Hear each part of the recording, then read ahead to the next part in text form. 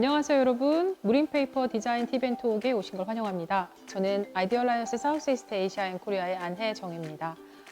오늘은 디자이너를 위한 패키징 개발과 전략, 그 마지막 시간으로 지속 가능한 패키징 개발 전략에 대해서 공부해 보도록 하겠습니다. 저 그럼 강의를 진행해 주실 박종훈 교수님 연결해 보도록 하겠습니다. 네, 교수님 안녕하세요. 네, 안녕하세요. 네, 이번 시간에는 지속 가능한 패키징 개발 그리고 전략에 대해서 강의를 해주실 텐데요. 그럼 먼저 전체적인 강의 개요에 대해서 보도록 하시겠습니다. 오늘은 지난 강의에서 잠시 말씀드렸듯이 최근 글로벌 패키징 시장의 가장 중요한 이슈 중 하나인 친환경 패키징, 그리고 또 친환경 패키징보다 조금 더 넓은 범위의 개념인 지속 가능한 패키징에 대해서 이야기를 좀 더 자세히 해보도록 하겠습니다. 지속 가능한 패키징은 지난번 강의에서 잠시 말씀드렸듯이 현재 국내외 패키징 시장에서 가장 두드러지는 트렌드라고 할 수 있는데요. 사실 패키징 산업뿐만 아니라 전 산업에 걸쳐 가장 큰 이슈 중 하나라고 할 수 있습니다. 그 이유로는 먼저 소비자들, 특히 젊은 소비자층으로부터 친환경 포장 그리고 지속 가능한 포장에 대한 수요가 급증하고 있다는 점이 있겠고요. 또한 이러한 소비자들의 늘어나는 요구에 따라 친환경 관련 정부 정책들이 각국에서 매우 활발하게 만들어지고 있다는 점도 이 친환경 포장 시장이 급증하게 되는 주요한 이유라고 할 수 있습니다. 특히 몇 년 전 해양 미세 플라스틱 관련된 캠페인이 이슈가 된 적이 있었는데, 이 캠페인 이후에 더욱더 많은 소비자들에게 있어 친환경 패키징, 특히 플라스틱 오염에 대한 경각심이 늘어나는 것을 확인할 수 있습니다. 그렇다면 어떤 패키징이 지속 가능한 패키징, 그리고 친환경 패키징이라고 할 수 있을까요? 우리는 흔히 생분해성 플라스틱, 종이 포장재, 재활용 포장재, 또 친환경 인증 마크, 이런 친환경과 관련된 단어들을 굉장히 많이 듣고 있는데, 이런 재질들을 사용해서 패키징을 디자인한다면 반드시 친환경 패키징이라고 할 수 있을까요? 사실 제 최근 주요 연구 분야가 친환경 패키징 분야이다 보니 주변으로부터 어떤 패키징이 더 지속 가능한 패키징인지, 또 친환경적인지 이런 질문들을 굉장히 많이 받는데요. 물론 전체적인 패키징 재질이나 시스템에 대한 정보와 함께 질문을 주시는 분들도 계시지만 대부분 많은 경우 고려 대상 중 몇 가지 키워드만 주시며 질문을 하시는 경우들이 굉장히 많습니다. 예를 들어 내 패키징은 생분해성 플라스틱으로 만들어졌는데 일반 플라스틱으로 만들어진 패키징보다 더 친환경적이죠? 이때마다 저는 대부분의 상황에 따라 다릅니다, 또는 주신 정보만으로는 알 수가 없습니다 라고 대답을 할 수밖에 없습니다. 왜냐하면 패키징의 지속 가능성 그리고 친환경성은 단순히 몇 가지 조건만 듣고 분석하기가 굉장히 어렵기 때문입니다. 조금 전 예를 들었던 생분해성 플라스틱 패키징을 예로 좀 더 말씀드려보자면, 대부분의 생분해성 플라스틱이 생분해가 제대로 되기 위해서는 폐기 단계에서 특정한 온습도 그리고 자외선 노출에 대한 조건이 잘 갖춰져 있어야 합니다. 빛이 들어오지 않는 깊은 바다에 생분해성 플라스틱이 가라앉아 있다면 포장재 생분해에 필요한 빛에 노출되지 않았기 때문에 우리가 기대한 것처럼 생분해가 쉽게 되지 않죠. 만약 생분해성 플라스틱으로 만들어진 패키징이 생분해가 적절히 될 수 있는 조건을 제공해주는 폐기시설을 갖춘 그런 지역에서 소비가 된 후 잘 수거가 돼서 폐기가 된다면 생분해성 플라스틱이 일반 플라스틱보다 더 친환경적일 확률이 높다라고 말할 수 있겠습니다. 이렇듯이 우리가 진정한 친환경 패키징 그리고 지속 가능한 패키징을 개발하기 위해서는 단순히 몇 가지 키워드가 아닌 보다 전체적인 시스템을 이해하고 디자인하는 것이 필요하다고 할 수 있습니다. 먼저 친환경 패키징 개발을 위해서는 패키징의 라이프 사이클, 즉 생애 주기에 대한 이해가 첫 번째라고 할 수 있습니다. 보통 패키징의 생애 주기는 총 5단계로 나눌 수가 있는데, 먼저 포장 원자재가 추출이 되고 이러한 원자재를 이용해서 포장이 제조되며 제조 이후에는 포장이 소비자에게까지 전달되는 물류나 유통 과정이 있겠고요. 또 소비자에게 전달되어 포장이 사용이 된 후에는 재활용 또는 매립 등의 방식으로 폐기가 됩니다. 우리가 이러한 패키징의 생애 주기를 전반적으로 이해하고 패키징을 디자인해야 하는 이유는 환경적 영향은 패키징 전 과정에 걸쳐서 나오기 때문입니다. 예를 들어 패키징의 친환경성을 이야기하거나 이에 대해 기업들에서 홍보를 할 때 이 생애 주기 전 과정에 걸쳐 나오는 환경적 영향이 아니라 한두 가지 생애 주기, 특히 재료 자체나 폐기 단계에만 초점을 맞추어서 친환경성을 판단하고 또 이를 홍보하는 경우가 굉장히 많은데, 이러한 경우에는 실제 패키징의 환경적 영향을 왜곡할 수 있습니다. 패키징 생애 주기에 걸친 환경적 영향을 그럼 어떻게 파악할까요? 패키징 생애 주기에 걸친 환경적 영향을 과학적으로 분석하는 대표적인 방법에는 정량적인 환경 영향 분석 방법인 라이프 사이클 어세스먼트, 즉 전과정 평가라는 방법이 있습니다. 전과정 평가를 통해 패키징의 환경성을 분석한다면 이산화탄소 배출량이나 온실 효과 또는 오존층 파괴량 등 패키징이 생산되어 폐기 단계까지 가지고 있는 다양한 환경적 영향을 수치를 통해 분석하고 비교할 수가 있습니다. 때문에 친환경 패키징을 디자인할 때 이러한 전과정 평가를 통해 다양한 재질, 구조, 그리고 시스템 옵션에 따라 어떻게 패키징의 친환경성이 변하는지 모니터링하며 진행하는 것이 가장 정확한 방법이라고 할 수 있습니다. 하지만 전과정 평가가 상당히 전문적인 지식을 요구하는 방법이다 보니 전과정 평가를 제대로 진행을 하기 위해서는 학교나 컨설팅 회사에 있는 전문가들과의 협업을 통해 진행하는 것이 보통 일반적이지만 최근에는 트라이악사의 컴파스 같은 디자이너들이 패키징 개발 과정에서 간단하게 환경성을 모니터링할 수 있도록 만들어진 전과정 평가 소프트웨어들도 나오고 있으니 좀 더 전과정 평가에 대한 접근성이 높아지고 있는 추세입니다. 또한 진정한 친환경 패키징 개발을 위해서는 지속 가능성에 대한 개념을 정확하게 이해를 해야 합니다. 우리는 몇 년 전부터 탄소 중립, 지속 가능성, sustainability라는 용어들을 참 자주 듣고 또 사용하고 있는데요.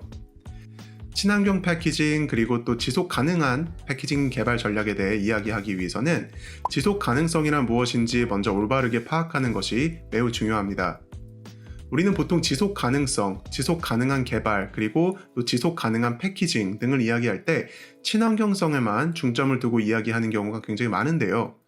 사실 지속 가능한 개발을 하기 위해서는 친환경성뿐만 아니라 총 3가지 요건을 종합적으로 고려해서 진행을 해야 하는데, 여기에는 환경적 지속 가능성, 경제적 지속 가능성, 그리고 또 사회적 지속 가능성, 이렇게 3가지 요건이 있습니다. 우리가 친환경 패키징을 개발하고자 할 때 많은 경우 이 3가지 요건을 종합적으로 고려하지 않고 보통 친환경성에만 초점을 맞추고 개발 전략을 짜는 경우가 많은데, 이러한 경우 장기적으로 봤을 때 결국 지속 가능한 패키징을 개발하는데 실패하게 됩니다.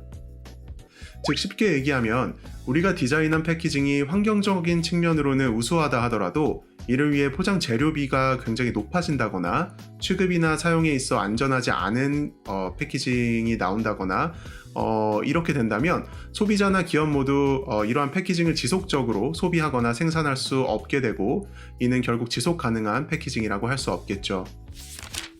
이런 지속 가능성의 3가지 요소를 모두 고려해서 패키징 설계 전략을 세운다면 어떠한 요건을 고려해야 되는지 먼저 전체적으로 한번 살펴보겠습니다.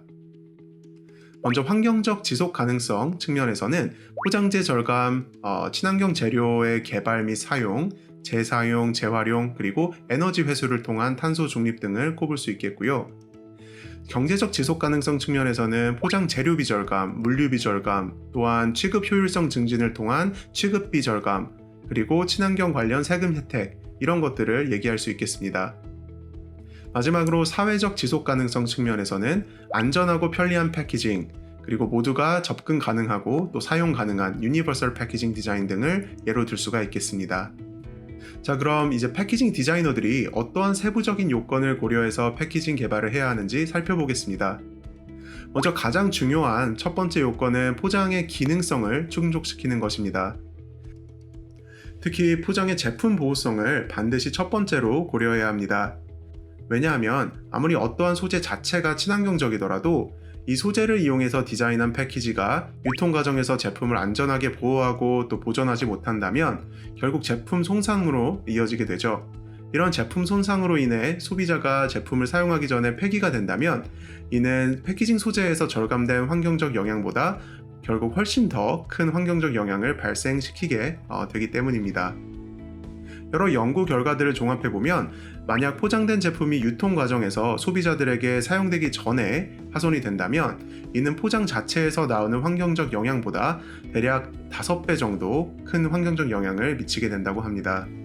때문에 이전 패키징 기능에 대한 강의에서 말씀드렸듯이 제품과 포장재의 기계적 강도를 정확하게 이해하고 유통 환경에 대한 분석을 정확하게 하며 또 이를 바탕으로 제품을 안전하게 보호할 수 있는 패키징을 설계를 하는 것이 가장 기본적이지만 또 친환경 패키징을 개발을 위해서 가장 중요한 디자인 전략이라고 할 수 있겠습니다. 지속 가능한 패키지 개발을 위한 디자인 전략 두 번째로는 패키징 부피 및 치수를 정합화해서 팔레트나 화물 컨테이너의 최대의 수량을 적재할 수 있도록 하는 것입니다. 이는 포장 구조 디자인 단계에서부터 에스코사의 K-팩 등 팔렛 적재 시뮬레이션 프로그램을 통해서 내가 디자인하는 패키지가 물류단에서 얼마만큼의 적재 효율성을 가질 수 있는지 예측하고 또 치수를 정합화시키는 과정을 주로 포함합니다. 이러한 패키징 부피 및 치수 정합화는 결국 물류단에서 제품 포장 수송 시 트럭 운송 등에서 발생하는 온실 효과나 스모그 등을 감소시킬 수 있으므로 친환경 패키징 개발을 위해 디자이너가 포장 개발 단계에서 반드시 고려해야 할 사항이라 할 수 있습니다. 또한 디자인 단계에서 적절한 패키징 재료를 선택하고 구성하는 것도 친환경 패키징 개발을 위해 매우 중요한 요건이라고 할 수 있습니다. 제품 보존이나 보호에 문제가 없다는 가정하에 가능하면 리사이클링이 가능한 소재, 재생 원료를 포함한 소재를 사용하는 것이 바람직하며 특히 리사이클링에 관련한 주요 이슈로는 현재 화학적 리사이클링에 대한 관심이 굉장히 뜨겁습니다. 만약 제품 특성상 플라스틱을 사용을 해야 한다면 다층 구조 플라스틱은 재활용이 어려우므로 최대한 단일 구조의 플라스틱 재료를 사용하는 것이 중요합니다. 또한 최근에는 음료수 병의 라벨을 삭제하거나 라벨이 병으로부터 쉽게 떨어지게 제작하여 재활용 시 분리 배출이 용이하도록 하는 방법도 큰 주목을 받고 있습니다. 제품이 소비되고 폐기되는 지역에 효율적인 폐기물 수거 시스템이 구축되어 있고 또 적절한 생분해성 플라스틱 처리 시설이 있다면 생분해성 플라스틱도 좋은 옵션이 될 수가 있습니다. 만약 종이나 골판지 포장재를 사용하는 경우에는 가능하다면 무린페이퍼의 네오포레아 같이 친환경 인증을 받은 포장재를 사용을 하는 것도 포장 개발 단계에서 디자이너가 할 수 있는 좋은 전략이라고 할 수 있습니다. 지속 가능한 패키징을 위한 또 한 가지 방법으로는 재사용이나 회수용 패키징 시스템에 대한 고려를 말할 수 있을 것 같습니다. 재사용 패키징 시스템은 소비자가 포장을 한번 사용한 후 재사용을 할 수 있도록 디자인한 패키지라고 말할 수 있고, 회수용 시스템은 재사용 개념에서 조금 더 나아가서 패키지를 한번 사용한 후 다시 회수를 해서 재사용하는 시스템을 말합니다.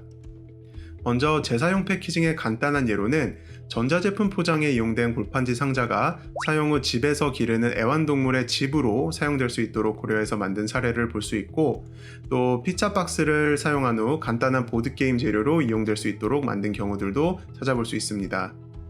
회수용 패키징의 예로는 자동차 업계나 식품 업계에서 예전부터 꾸준히 이용되고 있는 회수용 팔레트나 산업용 플라스틱 포장 용기 등을 둘 수가 있는데, 회수 후 재사용이 가능하도록 하기 위해서는 아무래도 일회용 패키지보다 내구성이 좋은 재료나 구조로 만들어지는 것이 특징이라고 할 수 있습니다. 이러한 회수용 패키징 시스템은 항상 모든 환경에서 친환경적인 옵션이 되는 건 아니고요. 얼마나 많은 사이클 동안 패키징이 반복적으로 사용될 수 있는지, 또 공급망이 얼마나 긴지에 따라 그 환경적 영향이 결정된다고 할 수 있습니다.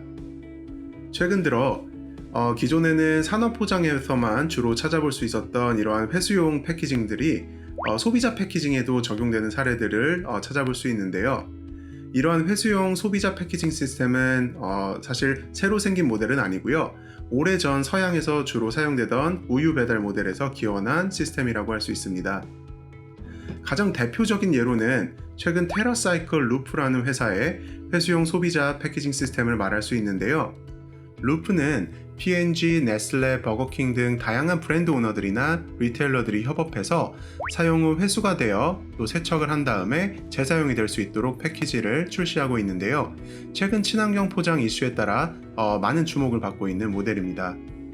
또한 한번 사용 후 제품을 리필할 수 있도록 만든 화장품 패키지, 이커머스 환경에서도 사용되는 택배 봉투나 상자 등도 재사용 그리고 회수용 패키지의 또 다른 예라고 할 수 있습니다. 또한 친환경 패키징 그리고 지속 가능한 패키징과 관련된 소비자와의 커뮤니케이션도 매우 중요하다고 할 수 있습니다.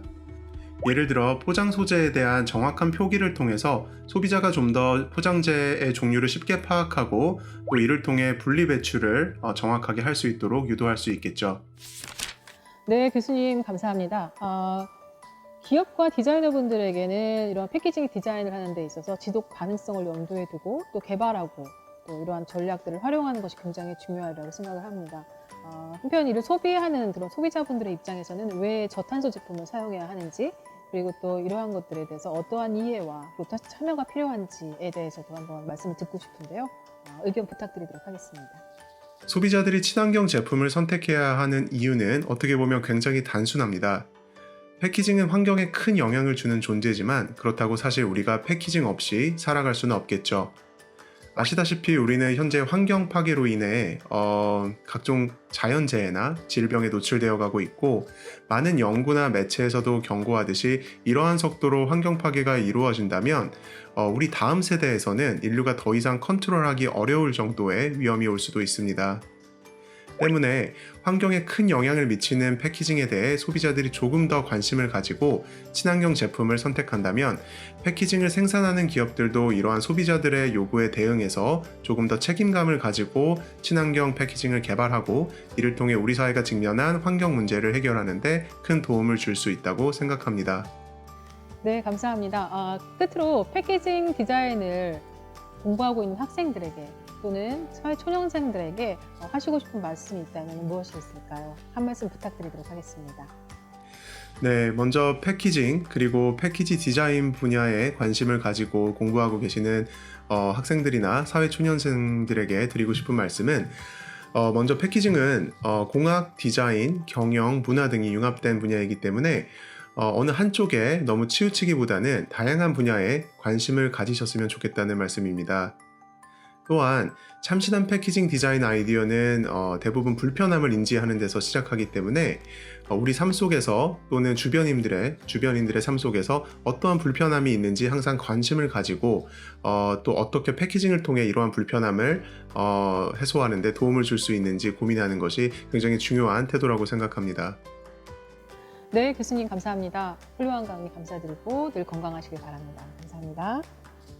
네, 여러분 지금까지 무림페이퍼 디자인 팁앤톡 디자이너를 위한 패키징 개발과 전략이라는 시리즈를 강의 들으셨습니다.